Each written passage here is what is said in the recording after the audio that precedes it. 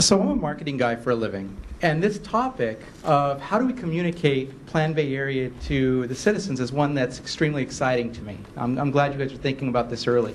But one of the questions or one of the concerns that was left off was the number of people coming through saying, look, we don't want to live in a communist country like Cuba or something. And as I walked in the door today, I saw that MTC is showcasing a travelogue of Cuba talking about the allure of Cuba. Don't do that at the Plan Bay Area planning sessions, because you're going to reaffirm the fears that people think that they're going to end up living in Cuba, where you're showcasing the high-density housing in an obviously very affluent area. But additionally, what I'd like is more truth in the next go-around. I'd like to see studies of other areas inside and outside the Bay Area where these types of developments have not worked. We need the ability for the public to make an informed decision, not just the one about the positive outcomes, all of the unicorns and lollipops and rainbows, but we need to learn about the vacancy levels as an example for these high-density housing units, as well as the businesses below that often say for rent.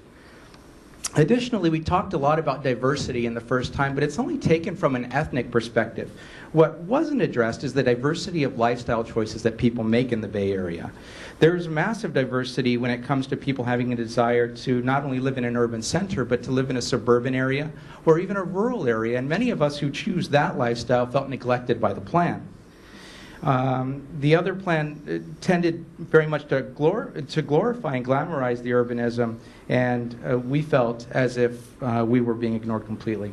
But what also wasn't addressed is the destructive nature of the plan to the middle class, because when you work very hard on putting all of this subsidized housing into place, what occurs is only two types of people can live in the area, either the very affluent or the ones who qualify for subsidies, which means that the people in the middle who are not affluent nor qualifies for subsidies have no choice but to move away. And so what I would encourage is that to stop with the tinkering and ignoring the natural flow here, and instead go ahead and acknowledge the damage that you may do with this plan and disclaim those risks, and then put it out for a vote of the people. Thank you. Thank you.